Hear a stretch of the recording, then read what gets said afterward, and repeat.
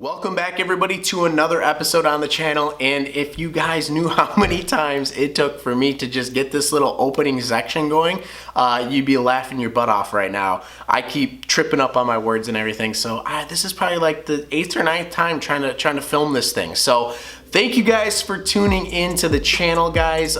Fishing season is right around the corner here in Wisconsin.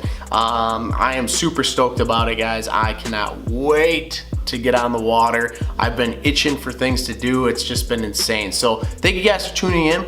Today's episode is actually going to be a question that I was asked in the comment section on a YouTube video. And the question was, what is your favorite type of structure to fish? And why, and what lures would you fish, and how would you fish that structure? So today we're gonna be covering that question and kind of going over some different things, so stay tuned. All right guys, so let's kind of talk about structures. Now, for the purpose of this video, I'm gonna bring in, I guess, grass vegetation as a structure. I think you have to. I guess it's not, I don't know, some people I guess wouldn't call it a structure, but I'm calling it a structure because it's something that you're gonna have to fish around, you're gonna have to fish with and deal with. So we have vegetation, we have docks, we have brush piles, we have wood, we have rock. On the river we have wing dams. I'm sure there's many more that I'm missing right now, but just for example, we have all these different structures, and each structure can be fished a little differently. Different lures work a little better, and there's also some tips that I'm going to kind of include in here, guys, of how I fish them and why I think they're the best way to go about fishing those areas, just because I think they're the most productive, and I think it'll keep you in the strike zone the longest. Guys, by far my favorite structure to fish is going to be some sort of vegetation, specifically duckweed on the river. Now if I'm on the river, guys, summertime, I'm loving to fish in some duckweed. The main reason I love fishing in duckweed or just thick matted vegetation on the river, guys, especially when there's some flow coming through it, it just houses a lot of fish, a lot of oxygen in the water in those areas, and it's just exciting to get those big blowups in those areas. Now, how am I gonna go about fishing those areas? Now, when I'm fishing on the river, guys, a huge thing is not only finding duckweed and finding good vegetation, but making sure there's good flow coming. Now, this was a mistake that I made several times. I would find good areas of duckweed and stuff like that, but they had no flowing water coming through them on the river. And I'd be like, why are there not fish here? Well, there needs to be a little bit of flow. Even if it's just a little bit of flow will substantially increase your chances of holding fish in those areas. So what is my best way to go about fishing that, guys? That's gonna be, whoops, almost dropped it all right there. That is gonna be a frog, guys. I think that a frog in duckweed in general, guys, is just killer. It's great because you can actually, a big like flat thing of duckweed is great because these frogs, you could just see your frog plain as day tracking through all that duckweed, and you know when you get blown up. It's just a huge blow up. They explode out of the water, all that duckweed gets thrown everywhere. Perfect example is fishing a frog in those areas. Another rig that I might use in duckweed is maybe like a punching rig. If they blow up the frogs and they don't go to hit the frog again, I'm probably gonna switch over to a punching rig and try to get through that vegetation and get on those fish. So my favorite one by far, guys, would probably be fishing any sort of vegetation. Another good example to cover on this, guys, is fishing vegetation is good weed lines, where you have nice, good, clear water, and then you have like a distinct weed line right on the edge there. My favorite way to fish those weed lines, honestly, guys, is bust out a swim jig, get parallel to those, and just go down it and cast out in front and just run that swim jig right. Like if this is the grass line, I'm just gonna basically have my boat positioned right with it, cast down it or up it, and just bring my swim jig right through there, because what that's doing is it's leaving my swim jig in the strike zone for as long as possible, because those bass will sit on the edge of that grass line and just ambush fish coming through. So getting parallel with that grass line is huge, keeps you in the strike zone. It's a very efficient way to cover a lot of water. Well, my next one, now I'm kind of just going through the list. Now I'm you know, I kind of picked my favorite there, and I wanted to give you guys a little more out of the video. If I do just my favorite, we're not gonna have a long and super informational video, so let's kind of talk about each structure, I guess, and how I'm gonna fish it. Now, I like fishing rock piles or just rock in general, guys. I love fishing like a rock bank where I know it's just holding fish in those areas. But once again, guys, when I'm fishing rock banks and stuff like that, I'll bust out a swim jig, but I really love throwing a square bill crankbait. Specifically, this color right here, this red color, guys, just works really well. But a square bill crankbait on rock is just dynamite. You can catch a lot of fish on square bills on rocks. It just does really well. It's very efficient at fishing through those rocks. I really like using a chartreuse color as well, especially on the river, just because I'm fishing not the clearest water. It still can be pretty clean in some areas, but for the most part, it's, you know, darker, murkier water. So I like to use colors that are gonna pop out, colors that stand out, good rattle in them.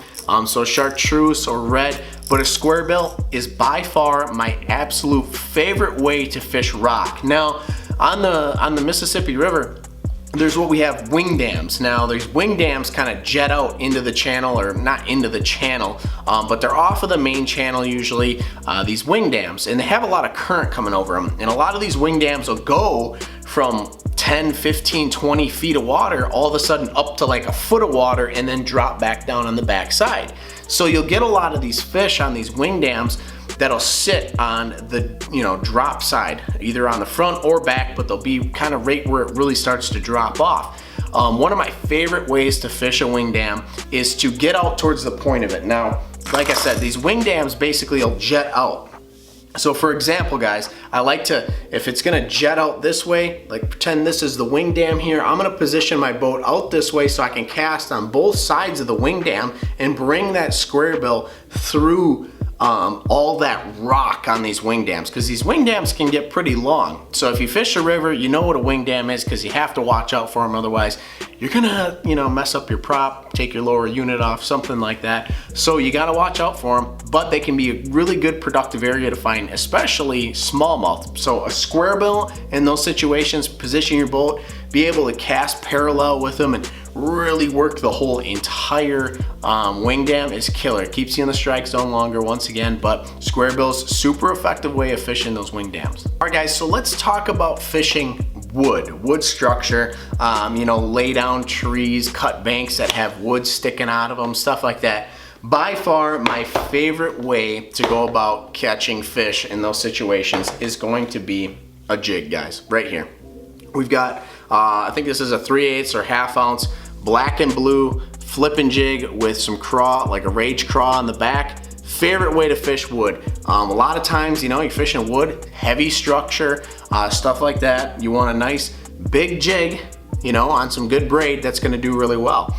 Wood is a great time because it's a great time when the water is super muddy.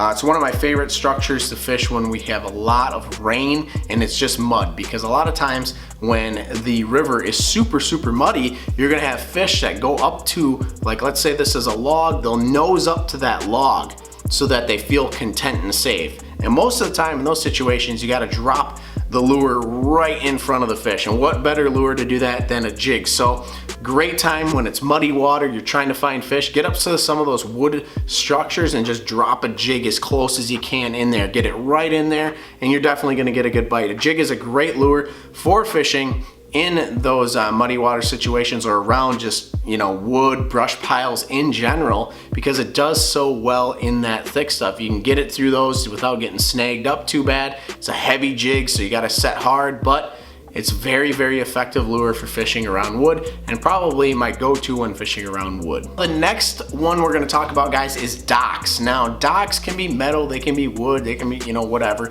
My favorite thing to do with a dock is really make sure I'm covering everything on the dock. A dock is a great spot to look for fish on a hot summer day when there's not a lot of shade on the lake. There's a lake that I specifically fish where it's pretty open and the only shade cover is pretty much the docks. So when it gets super hot, those fish will tuck up underneath those docks, and it can be a great time to go out and really target them specifically and know exactly where they're gonna be. My favorite part about fishing a dock, guys, is you can cast every single spot of the dock, and then that one spot that you hit really works well. So when I'm coming up to a dock, guys, I have a video on it on how to skip a jig under a dock, and I talk about boat positioning in there. But I like to make sure that I position my boat so I can kind of cast parallel with the dock and kind of bring it out and then get up underneath it and bring it back out and then on the other side. So it's a super effective way of covering that, but it works really well, keeping you in the strike zone, covering all of the dock and making sure you hit every spot, because sometimes that fish just wants it in a certain area. My favorite lures for fishing around a dock, once again, is actually going to be a jig. Now, more specifically, guys, I like fishing a skipping jig. Now, a skipping jig has a little bit different head on there, and you could skip it under the docks. Or one of my other favorite ways is fishing a swim jig. A swim jig for me skips really, really well. I can get it up under the dock.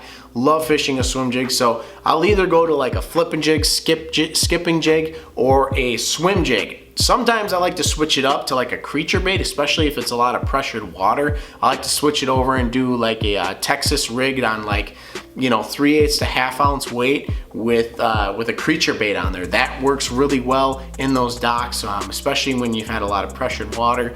They've seen a lot of stuff, the typical cross. So switching it up on those docks can be absolutely killer for you. Another structure, guys, that I didn't really talk about, and that's actually kind of in its own separate category.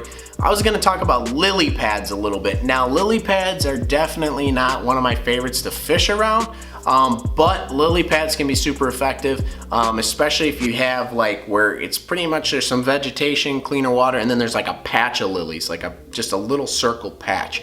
You'll have those isolated areas where it's just lily pads. Those can be killer for having fish around them. Now, my favorite thing to throw when I'm around those isolated lily pads is a punching rig.